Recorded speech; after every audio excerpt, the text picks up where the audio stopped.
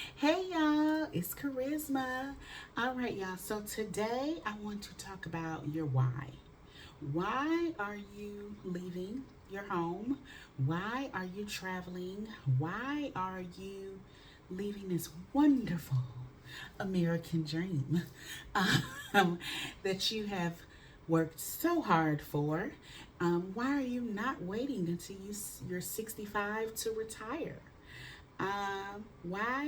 Why? Okay, so side note, who am I? I'm Charisma. Charisma Cares Travels. Traveling with Charisma Can. So I teach women just like you how to travel with or without your kids and how to travel by investing passively in real estate. Yes, right here you do see my lovely luggage because right now we're in a hotel in drumroll, Manhattan. See Manhattan, you're gonna see the outline of the bed, but can you see Manhattan? A little bit, maybe. I don't know. So, all right, why are you in Manhattan, Charisma? Well, as you know, probably know, I was not heading to New York. That wasn't a destination of choice for me. I actually am from New York. So I come up here every few years, see family, hang out, that type of thing. But recently, when I've come to New York, it's been for a very specific reason. And this jumps right into my why. Why is it that you're doing what you're doing at this time, or within the next couple of months, or within the next couple of years? So, oh, y'all, I'm missing a whole earring over here. Uh, it's been one of those days. That's all right, y'all. We real on here. We ain't got time for that. Y'all get to see this one earring, and as long as I turn, you don't really notice. Uh, so okay, for me, I've always had a travel bug, right? I've always loved to travel ever since my mom took me on my first cruise at 16. Y'all, I was flying at four. At four, Delta would allow you to fly solo, and I would travel from Atlanta to New York with Delta. I have my little sky wings. I've had my own personal stewardess. I think they back then. I think they were called stewardess. We get a little coloring book. We'd all sit together. It was a whole thing when you flew as a child back then. That was before 9/11 and all the craziness that goes on now. Mom would bring you up to the gate, get you in the plane. Dad would pick you up from the, right there. He'd, hey, baby girl, and you'd be right there running. So I think I've been doing that since I was like 4 or 5. So I've been flying on planes forever. Even before that, I would ride with my grandmother on Greyhound, right? So I've always had a travel bug. Um, and I've always wanted to retire early. I remember telling my mom that I was going to retire at 40. And she laughed at me. She was like, girl, don't nobody retire at 40. What are you talking about? And I was like, yeah, no, I'm going to be part of those nobodies because this right here, this ain't it, mom. Like, I can't do this forever. Like, you want me to do this till I'm 65? Where they do that at? Uh, and of course, my mom thought I was crazy. But, I had my daughter and we lived our life. It was me and her, and we out here doing the do. And, we lived a good life. We did a little travel, but we lived your average life. I was a nurse, then I got married, had my son, and that's when life changed for me. My son was ill as a baby, and I never quite knew why. I knew something was wrong with him, and I pushed and I pushed. And I remember that my husband at the time would tell me, Charisma, you just want something to be wrong with him. And I was like, I don't want anything to be wrong with him, but I know there's something wrong with him. Now, continue this story with me, y'all, because I'm going into my why. So, um, we eventually actually got divorced, and I continued to push further, and my son was diagnosed with cerebral palsy. So I did everything that was necessary. I actually changed the way that I work. Instead of working the way I did, I went back to school, got my master's degree, and I said I needed to make more money in less time. That was the beginning of my exodus, y'all. I said I need to make more money in less time, right? Because I was trying to split my time between two children. My daughter was like a preteen, and I had this newborn or toddler at the time, and he required a lot, and I was still trying to keep up my daughter's lifestyle as well. And you know, we were in therapy, we were in doctor's offices at least 3 days a week, on a good week, right? So fast forward, I later get a new diagnosis that my son, in fact, doesn't have cerebral palsy. He has what's called KIF1A, KIF number 1A, which is a very rare disorder. I find that at the time there's like less than 200 people in the world, in the entire world, with this disorder. So very, very rare. And all they really know is that, unlike cerebral palsy, which they said never got worse, what you see is what you get, KIF1A got worse over time. And that was a blow, y'all. It was a blow. It took me a year of writing, blogging, fundraisers, TV shows, interviews. It took me a lot to process, and my processing was sharing that with the world. And I shared it with the world because I was told that we needed to bring light to my son's disorder, because if we didn't, nobody would pay attention. If nobody was paying attention, there was nobody to come up with a cure. Hence why I'm bringing it to light, this to light. So if any of y'all are geneticists, any of y'all pediatricians, any of y'all got some money you need to donate before the end of the year for your tax write-offs, make sure you go to KIF1A.org. That is KIF as in Frank, number 1A.org. We are always taking your tax deductible donations. No, but I'm serious though. No, but for real, I'm still serious. But learning that my son would get worse over time put a very different spin on my life, right? So what I told my daughter, and at the time she was in 8th grade, I told her when she graduated, me and my son Cam were leaving. We were going to travel the world. Again, everybody thought I was crazy. You know, I already said I'm gonna retire at 40. Now I'm just gonna go randomly travel the world. And of course, nobody thought I was serious except for my daughter. My mom, everybody else thought I was crazy. My daughter, she figured I was serious. Well, this was a thing in my mind, and I never really put pen to paper, right? And then we fast forward. My daughter is in high school. COVID hits. We go on lockdown. And as we all did, we rethought our lives. Being a nurse practitioner in the midst of COVID was one of the hardest things I've ever done. And I wasn't even at the bedside. I actually refused to go out and work because I informed them I was not choosing patients over my children. I had a daughter and, excuse me, and I had a son with a rare genetic disorder. And I had no idea what COVID would do to him. I had no idea if it would kill him, basically, if it would kill us. And I just wasn't taking that chance. But y'all, I've always been that person that I never put my job above my kids. I mean, every job I've had, they had to learn that. That wasn't happening. I'd quit before I do that. And I made it very clear that I believe in work-life balance. So,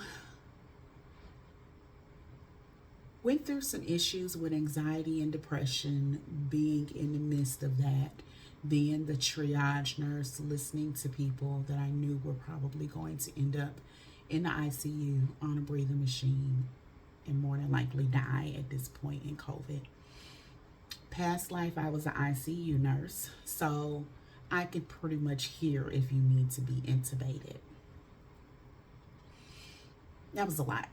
So Even before COVID, I knew I wasn't going to be at my job much longer. I was coming to an end, and I had no clue what I was going to do next.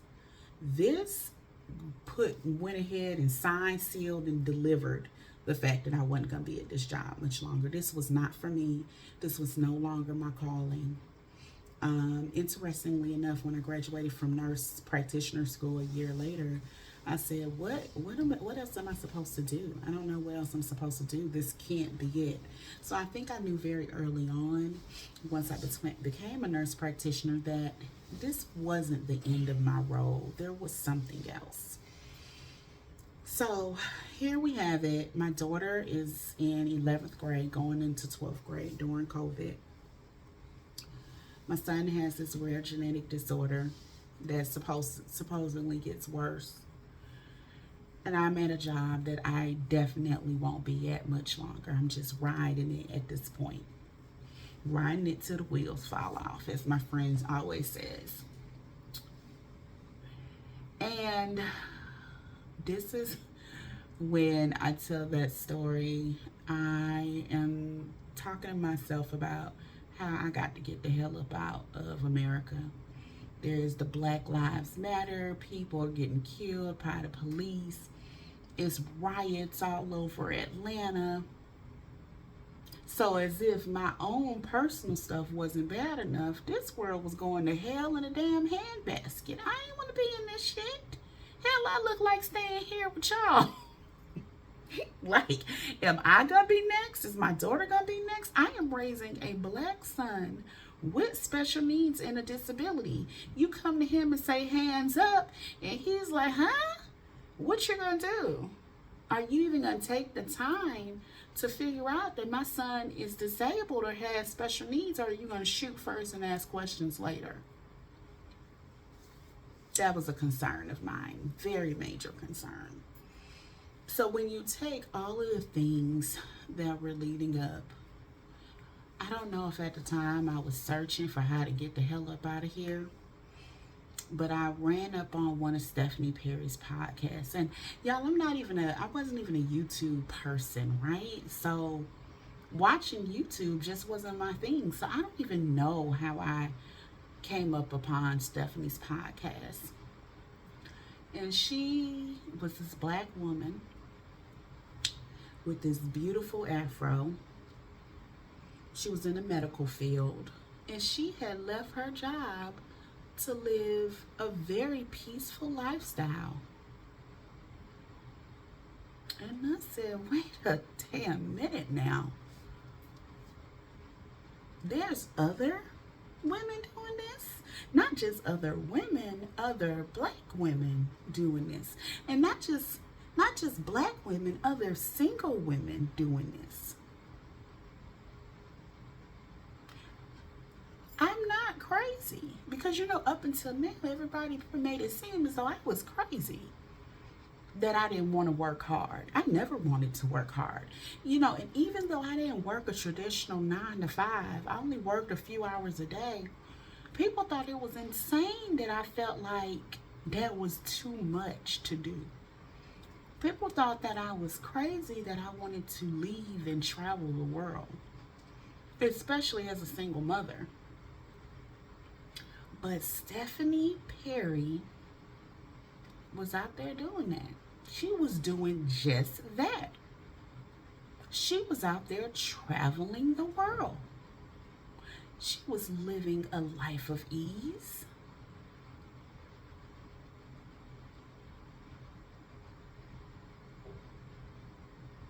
She was living the dream that I wanted.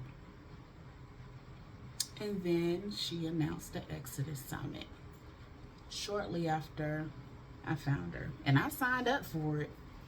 I sure did. I signed right on up for that Exodus Summit. And it changed my life.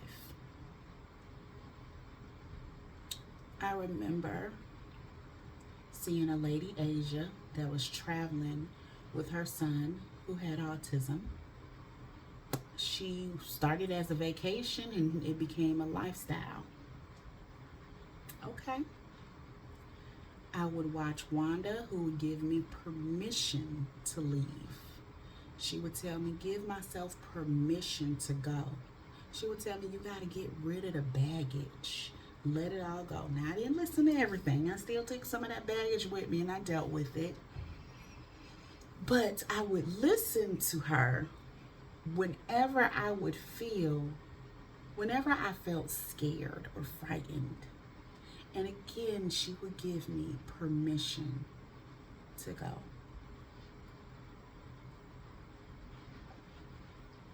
I listened. I found all of this that October, I believe. And I went through a lot over those next couple of months. But I made an announcement that I was leaving. And nobody believed me. Well, they were starting to believe me now.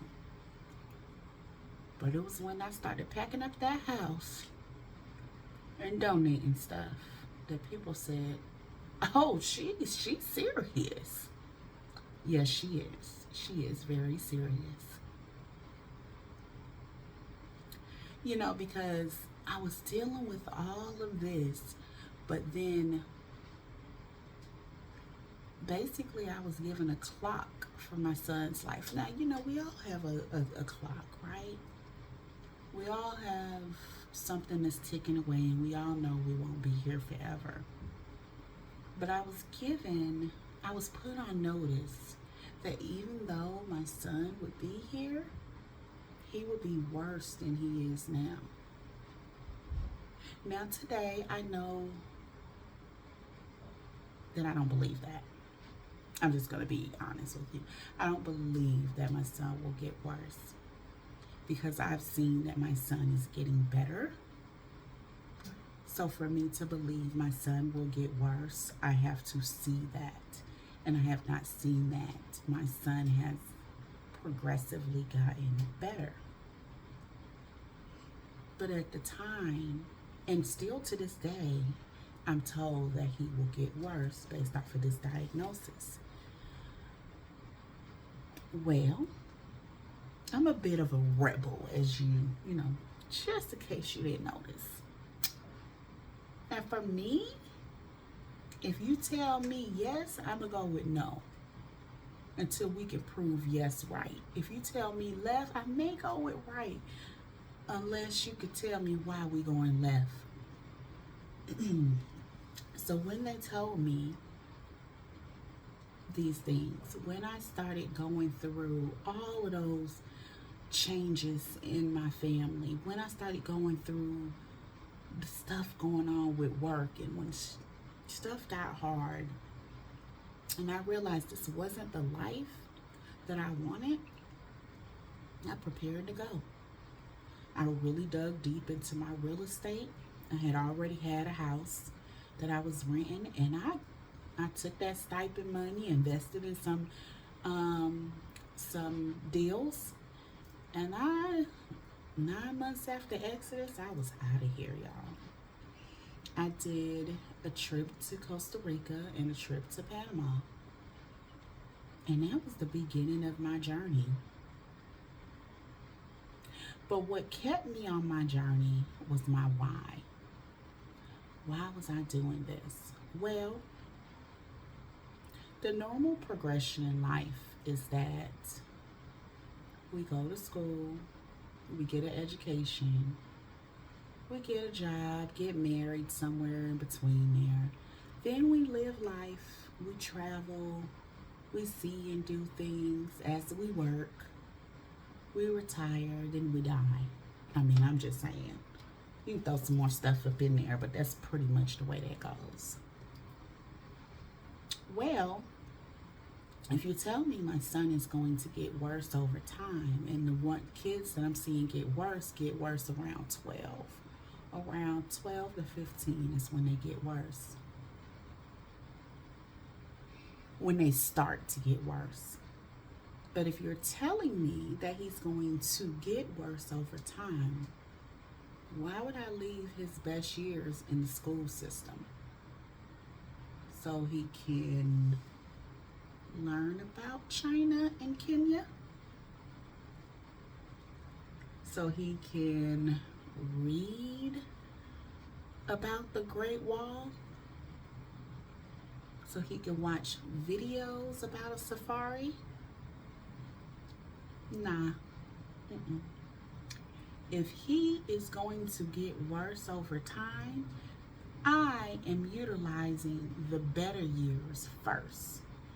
We are going to live our best lives now.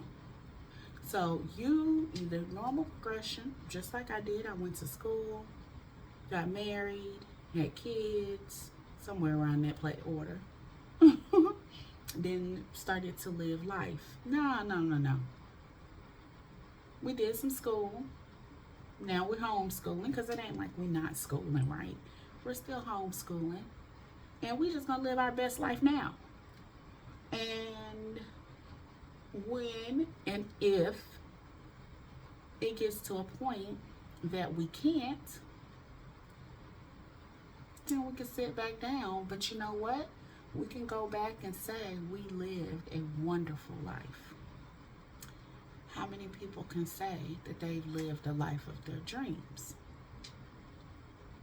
So when you're thinking about if I should do this, when I should do this, why am I doing this, really focus in on that why. Because you're doing something that your average person is not doing. You're doing something that the average person can only dream of doing. This is life-changing. This is major. But this isn't the end. This is the beginning of your journey. It is going to be absolutely amazing. But it can be scary as hell. Some days I wonder, what the hell am I doing? But the other days, I wouldn't change this for the world. However, to get through the what the hell am I doing days, you have to focus in on what your why is. My why is my son. My daughter, she loves stability. I gave her stability. She likes that life. She traveled with us for a little bit and she was like, no, this ain't it. Let me go back to the States. My why is also me. I have always said I was not put on this earth to work a 9 to 5. I just wasn't. That's not for me. I just can't do it. And there are people, I've had friends, but you're a nurse. You're a nurse practitioner. You make so much money. Why? For me, life has always been more than money. It has. I make a decent salary. But I don't like working most days a week. I'm sorry. I'm just not about that life. I like to be out doing things, living life, going places. That's always been me. Not just travel me. That's just always been me. I am not a sit down, sit at home like you. Now, when I sit down and sit at home, you know it, because I ain't doing nothing. That may be once every couple of months. Sometimes they got to make me sit down because I'm a goer. But you got to live the life that's for you. You got to do what you want to do. At some point in this life that you were given by whomever you feel you gave it to you, you need to live it. Sometimes you are going to stray. So it is very important that you keep those whys near and dear to you. And you give yourself permission to feel.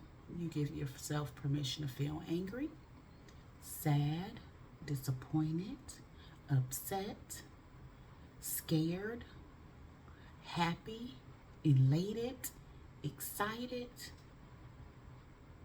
you give yourself permission.